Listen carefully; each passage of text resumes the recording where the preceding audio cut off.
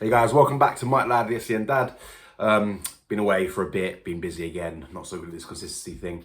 Just wanted to do a quick video. I've actually not got any notes for this video, so it might feel a bit like a rant. I hope it doesn't come across that way, but I'll hopefully be able to keep myself salient.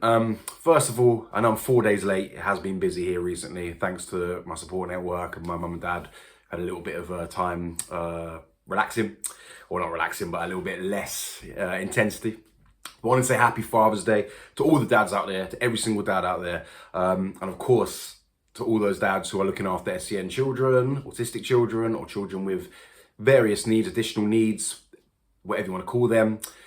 You might not always hear Happy Father's Day. You might never hear Happy Father's Day, but this day is still for you, or the Sunday was still for you, and you will be appreciated. You might not see it in the traditional way. You might not hear it, but our children do appreciate us. They appreciate us being there.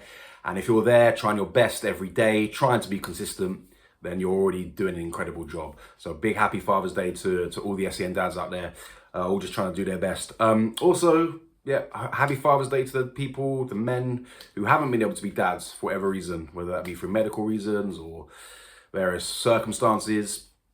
This day is also kind of for you, yeah, because these sort of days can be hard for certain people. They can trigger certain feelings which aren't always easy.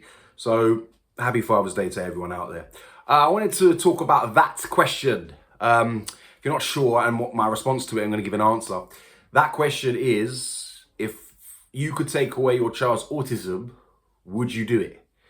You might have heard this question asked to you. You might have heard it on social media. So I'm just going to give my answer for that question today. And my answer is, what a ridiculously unnecessary, pointless, and waste of time question that question is.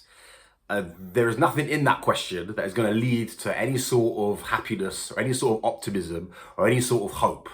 It feels like a question that a lot of neurotypical people or people with neurotypical families ask people who are dealing with neurodivergent family members as a sense of morbid curiosity, as a sense of let's just ask questions that we think are interesting for our own curiosity, rather than thinking about the person they're actually asking the question to.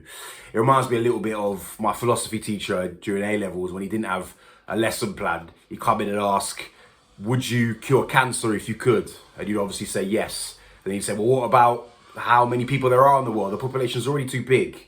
Or, would you do these terrible things if the men came with their guns? But the men don't come with their guns very often in most countries. So that's just a question purely to create ridiculous, morbid conversation, not interesting conversation, not analysis, just unnecessary pain in some ways. It's not something that is going to help me or help neurodivergent families.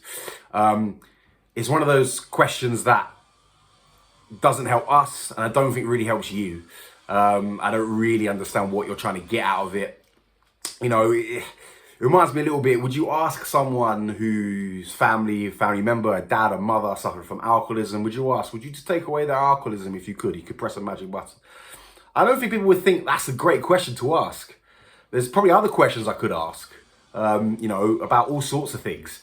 But because that experience would be interesting, that experience would have difficulties. But instead I'll ask this question about something that's never going to happen, that is completely scientifically impossible. In the autism case, the alcoholism case, not quite impossible, but you get the idea. Purely for my own strange desire to hear some sort of answer, rather than asking, what can I do to help you? What are you doing to help yourself? Are you looking after yourself? I remember watching Shameless as a kid. There's Shameless, if you're not sure, it's Channel 4 show set in a poor part of Northern England. There was also an American version about a dysfunctional family, and the dysfunctional nature of the family revolved around the father Frank's alcoholism.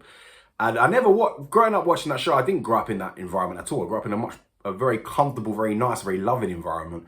I never thought, because what Shameless was very good at, it was good at showing that people who come from that sort of environment, which is not good and shouldn't be romanticized at all, but they can grow up to be intelligent, sensitive, brilliant even people.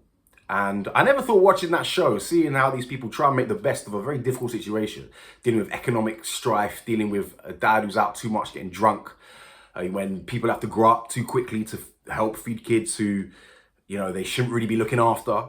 I never thought, would I ask them? Would they take away Frank's alcoholism? No. Yeah, and I've seen this being discussed in autism communities as well. Now, some people might be watching this video, might disagree with me, and that's fine. If you do, comment, as long as it's polite. I welcome any dialogue.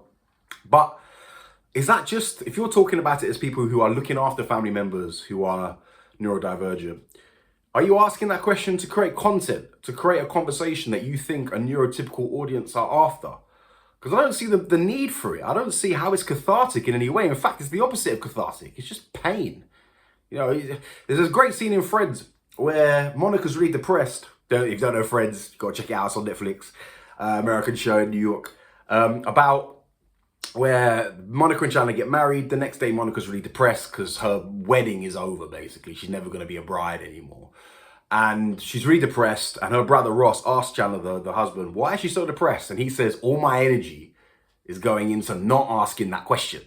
Because where does that get him? He should be thinking about how he can help himself, how he can look after himself, how he can help her, not asking questions which are going to create more problems for him or going to add more weight onto his shoulders. And that's the thing, we are in a world as neurodivergent parents where the weight on our shoulders can feel very heavy a lot of the time. So I don't really see any reason to try and increase this weight or trying to ask questions that are pointless and ask questions that are about fantasy that aren't real.